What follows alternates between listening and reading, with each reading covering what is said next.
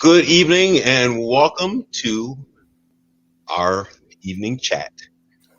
I'm David Johnson and I'm hosting tonight's Educational Innovation 360 Degrees live chat. Educational Innovation 360 Degrees is the brainchild of Cassandra Williams.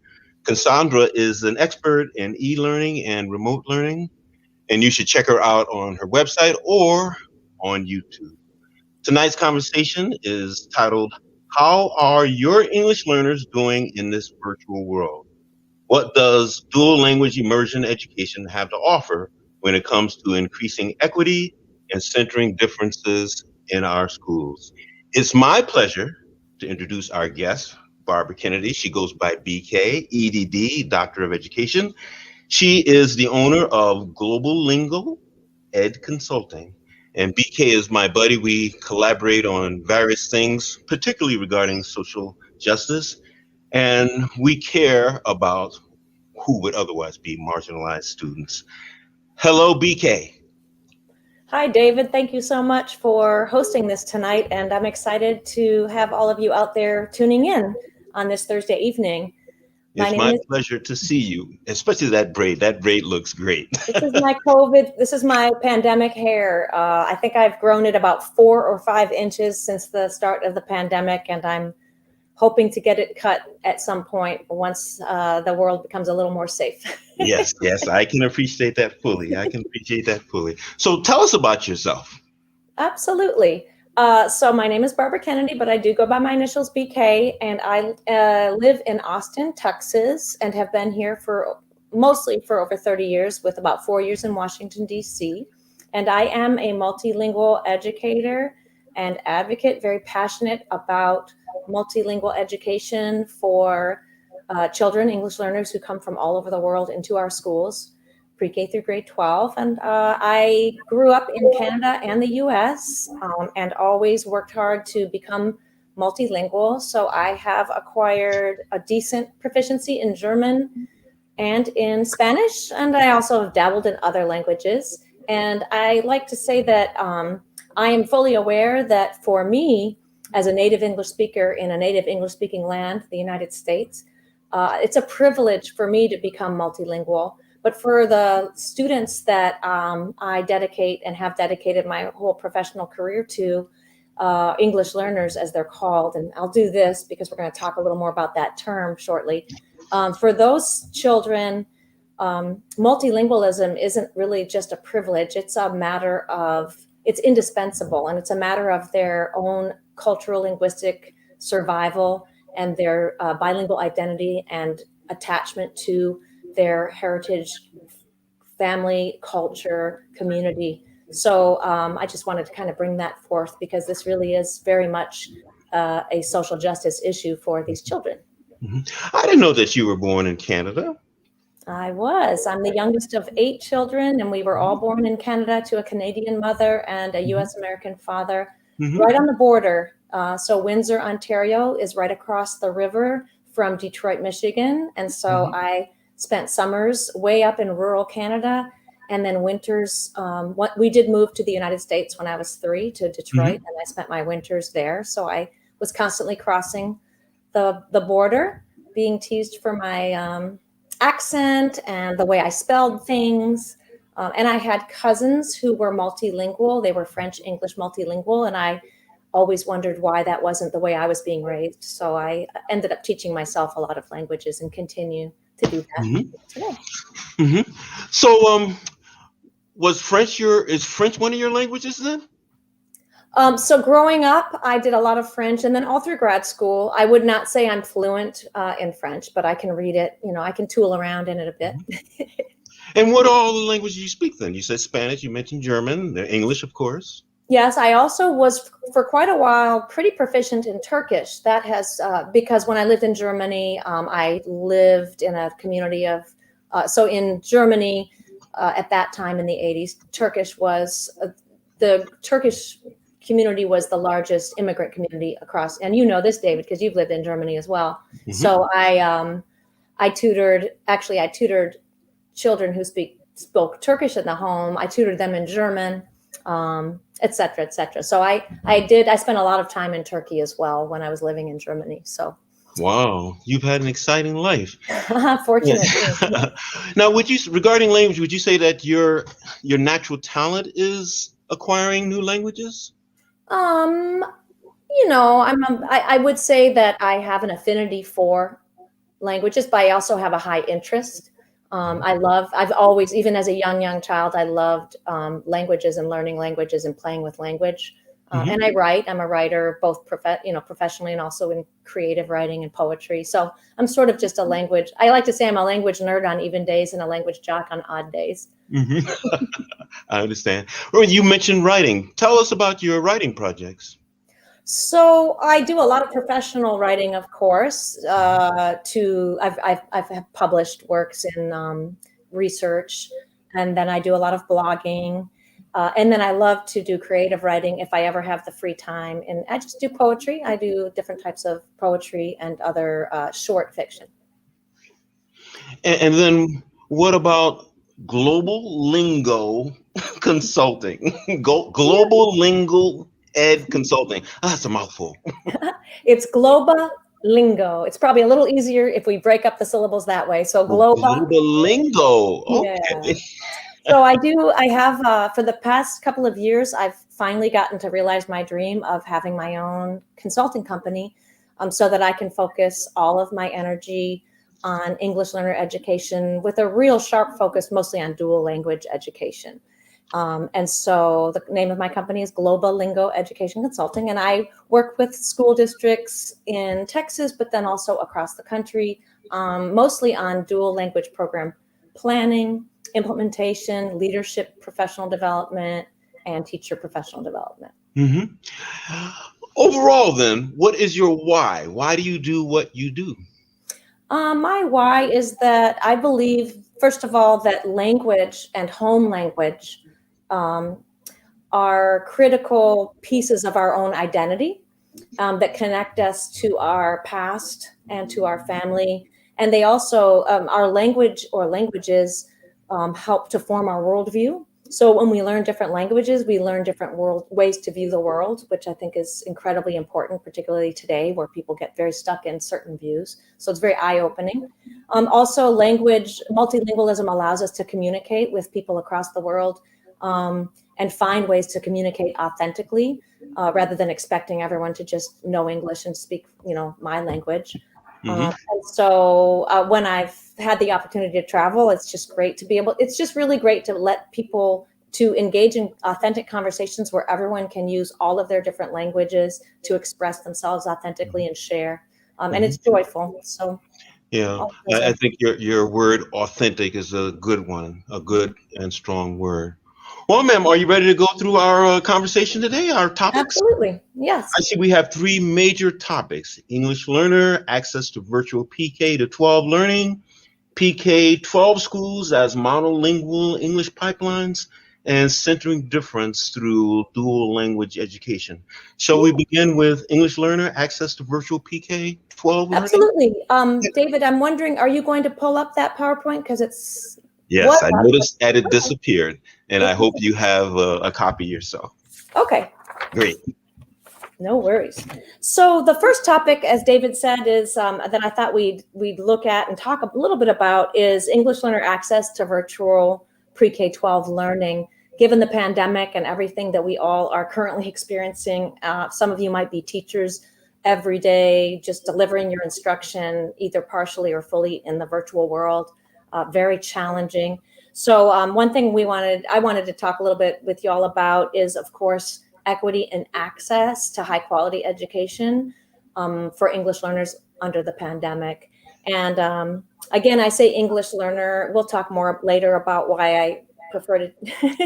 There are other ways to name these children, but for now we'll use English learner for common language. But in general, we know that across the country, the pandemic has really shown or brought to light a lot of inequities that used to be commonly ignored, unfortunately, right? And so now, because of the pandemic, with struggles for access to technology, to devices, to internet connectivity, and then also parental supervision during when children are learning at home. We have a lot of differences in who's at home with children while they're learning. All of these things have really served to highlight the challenges and the inequities that English learners and other children who are traditionally identified as marginalized, whether it's due to poverty or due to other linguistic, cultural, racial, or ethnic differences, right? We know that this access to high quality education has been further jeopardized through the pandemic. Did you realize, or did you know that superintendents lobbied the Secretary of the Department of Education to be relieved of some of the responsibilities of delivering services to students? Yes, yes, students with special needs, students that are identified as English learners, etc. Yeah. What are your thoughts about that? Well, clearly, relinquishing responsibility for any child in this country of schooling is not acceptable. I mean, in short, for our English learner families, in addition to the sort of all the other really big challenges that I just mentioned, many of the families speak, of course, languages other than English in the home and may not be able to receive information, even if it's being offered, right? So communication that's coming out only in English, instructions on how to access virtual learning all in English. These are all things that could make it even more difficult for English learner families and children to access education. And so anyone who would try to shy away from going the extra mile, that's tragic, of course. I think we can all agree that would be a tragedy. Yeah, one of the consequences of our remote learning is that so much of the responsibility of teaching is now on the parent. And if the parent's first language is not English, that's a secondary challenge for students. Absolutely. And if instruction is provided in English only, which it is for the most part across most of the country, the large majority of classroom instruction is delivered in English only. Right.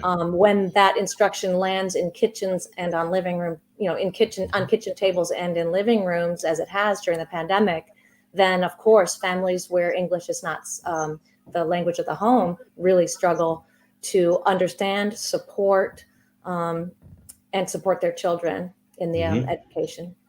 Also, if the instruction is being delivered in English, as it almost always is in this country currently, and it's being delivered in English across the internet, there's a much higher need for additional supports, contextual clues for the children so they can understand the information being presented by their teachers. And those are what we call in any classroom, we would call those sheltering strategies. But the ability to use sheltering strategies effectively through an online learning platform, that's a huge challenge.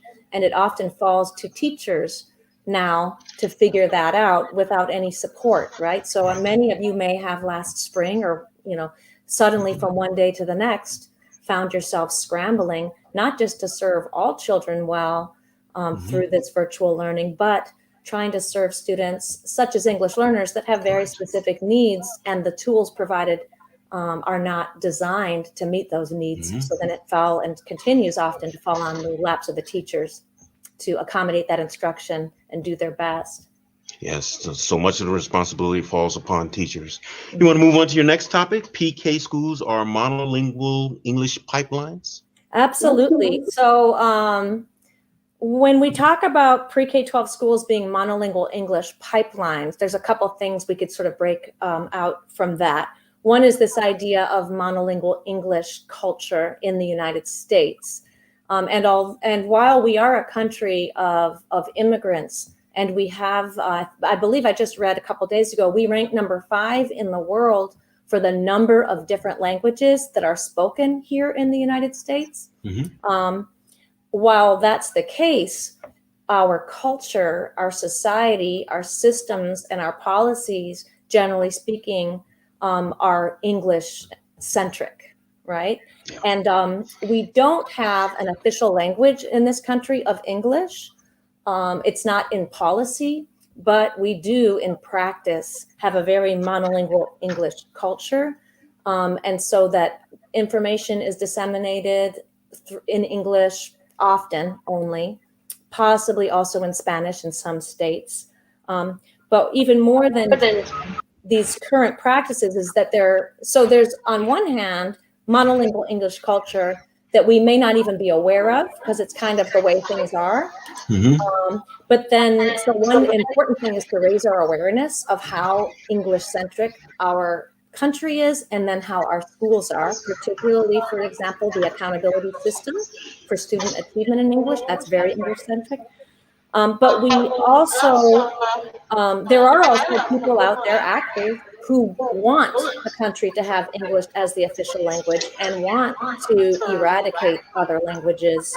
And so we have a English-only movement, both politically to make English the official language, and then also then in schools, which we have a long history of using English or using language as a tool of oppression in schools, including, of course, the Indian schools in the past that took children out of their homes, put them into boarding schools, of course, and then only allowed them to speak English and punished them for the use of any other languages. Very brutal. And there's many stories, I'm sure you know, of that type of brutality around language. So language can be a tool of oppression and has been in the past, and in some places continues today. Yeah. I think that's a sad part of United States history, where children were forced to, in fact, one of the words you use is generational language loss, where children were forced to abandon their home languages. And there are terms or phenomena that exist in different languages that do not translate. So a lot of those things are lost when there's generational language loss. Yes, when you lose the language, you lose the culture, you lose the richness.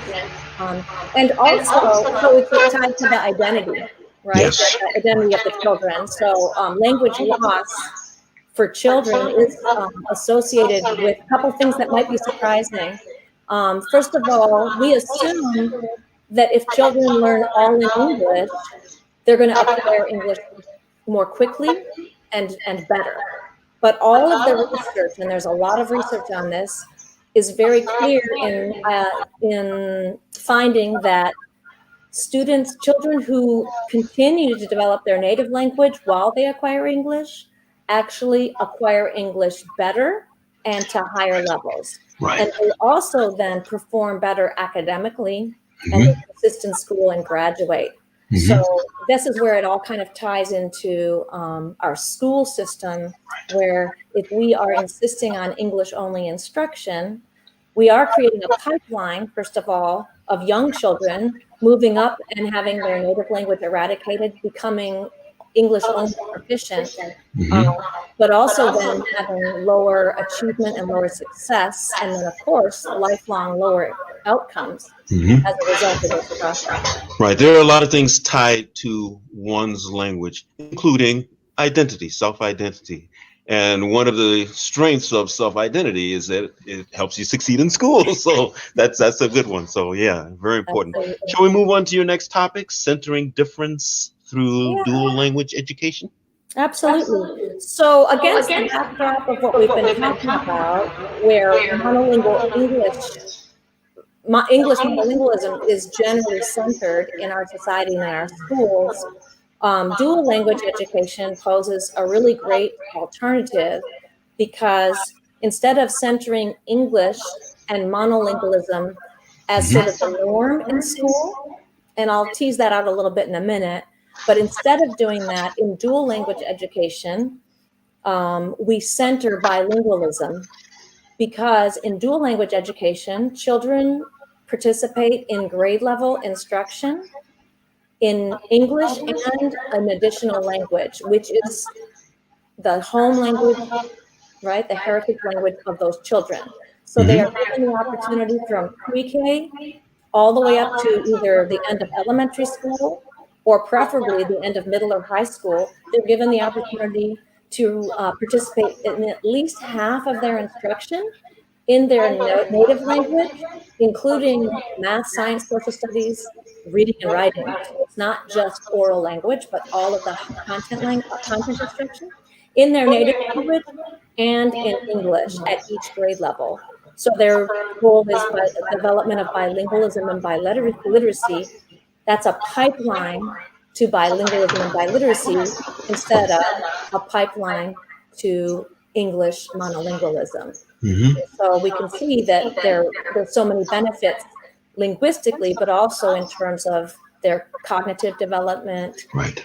Their well-being, their persistence to graduation, and ultimately also as adults, they are more suited to participate and to contribute because, as you may know, employers across the United States are looking for multilingual individuals. The military, businesses, right? All sorts of different employers are looking for multilingualism, and we have a shortage of it here in this country, specifically because of that monolingual English pipeline, right? And so we really are squandering our resources by not developing bilingualism or multilingualism among our English learner students as they arrive. Now, BK, how much is language, or I should say multi-language development, connected or attached to brain development? Very connected. And in fact, one of the reasons that right now and in the last decade, there's a lot of excitement and energy more than ever before around dual language education. The reason is because they have been doing a lot of brain research using brain imaging technology so that they can actually look at what's happening inside of the bilingual brain. And so that has resulted in a lot of new learning that's continuing. It's really a huge area of current research as well. But you've probably read about, for example, the possible connection between multilingualism and lower rates of Alzheimer's. Maybe you've heard about that. That's right. And then there are definite ties to higher achievement levels and higher order thinking among bilinguals. And it is conjectured that that's because of the way that the bilingual brain is toggling among and between and back and forth and making connections among and between two or more languages, that has a certain effect on the brain itself.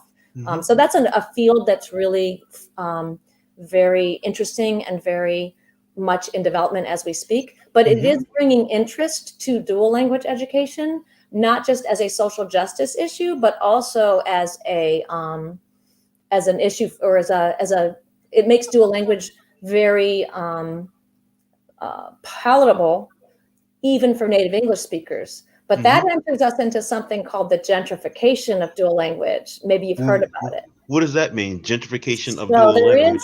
Yes. So gentrification, if we think about what gentrification is in community, take communities that traditionally are impoverished or in some way marginalized, and then we infuse them with higher socioeconomic, more educated people to bring the neighborhood up, or whatever. Well, in dual language, we have traditionally used it very much as a social justice program to benefit the students we've talked about, right? The immigrant students, the English learners. But now that it's becoming more and more desirable for monolingual English speakers, families, parents who want their children to be multilingual, right? For whatever reason, whether it's to widen their perspectives or to be more competitive in a global market, right? We have an influx of more native English speakers, because in these programs, you can have a two-way program, a two-way dual language program brings together native English speakers and English learners, and has everybody working together side by side in the two languages, pre-K through 5 or all the way up, right? to build bilingualism by literacy, high levels of academic achievement, sociocultural competence. So it's a great program, but there is a danger of the question in gentrification is, for whom is the dual language program built? And for whom is it serving? Because if it is increasing privilege to those who are already pretty privileged, that's a problem for those of us who, well, for all of us, and for those of us who are really, really focused on, of course, the equity issues and ensuring that that program doesn't get hijacked. Does that make sense? Understood. If I may go backward, we were speaking about brain development. What is the difference between someone who is bilingual or multilingual and someone who speaks a second or third languages? Would there be differences in not only competence and or ability, but brain development? I'm not sure. Are you asking? Maybe you're asking something about simultaneous versus sequential bilinguals. Maybe I'm not sure. Oh, I don't know. Tell me. So a simultaneous. And again, these are terms, when you bring them in the real world, they're still a little messy. But a simultaneous bilingual is someone who is raised up in a bilingual environment from early on, right? And then a sequential is someone who basically was brought up monolingual in one language and then later adds an additional language or languages. So is that kind of the yes. Talk about that if you would, and brain development regarding those different ways of being multilingual. So that would be an area that's definitely under study. One thing I would say is even just finding people, like putting people into those two buckets is pretty difficult because most of the world, especially today, is very, there's a lot going on language-wise, right? There's a lot of exposure. So even in our families of our children in our schools, an English learner in one family could be completely different in terms of their exposure to English and other languages within the home, right? So it's, I would say that there's a lot of, I don't know that we distinguish it that much. We kind of talk about language profile. So it's more about, different students or different people, because I know you're multilingual as well. We have different language profiles that depend upon age of exposure, type of exposure, duration of exposure, type of exposure, whether it was social or it was at a university, right? So I think we look more at language profile and all of the different factors that contribute to the bilingualism of the individual. Well, BK, this has been a fascinating conversation, and it's clear that you exhibit a superior amount of expertise on the topic, and I'm so glad we had this opportunity to speak. Now, if you were to leave people a takeaway, wrap it up in a nice package and put a bow on it, what would that package and that bow be? I think my package and the bow would be that as we work with children of diverse backgrounds, even monolingual English speakers, there's a lesson to be learned from this about language. And that is that the language of the home, even if it is a dialect of English, or of course, if it's other languages, that the dialect spoken in the home is a valid dialect, a valid language, because I would say linguistic equity, language, we started out talking about communication, right? That language, I think I started out by saying how language is a way to communicate. So there's no better language or worse language or right language or wrong language or standard and non-standard. All of those assignments of evaluative measures are actually, they're purely fictitious, really, right? So in your classroom with your students and their families, it's really important to validate all of the language that they use when you're interacting with them, and to do our best as educators to meet them around that language and not ban or disrespect, but to honor, to welcome, and to celebrate all of the linguistic diversity that our children and their families bring to our schools. Keywords, validate and honor those languages. All right, BK, how can people get in touch with you if they want to learn more? Yeah, I'd love to see you all on Twitter. I'm at Dr. What am I at? Oh gosh, I should know my Twitter. You're at Dr. BK _ Global Lingo. Yes, and it's Globa and then Lingo. It's Global Lingo. Lingo, one L in the middle. Or you can go on. I'm on LinkedIn all the time as well. Look me up. Email me at globalingoed@gmail.com or contact David and he'll connect us. Well, thank you, BK. It's been a pleasure, and I look forward to working with you again in the future. Thank you.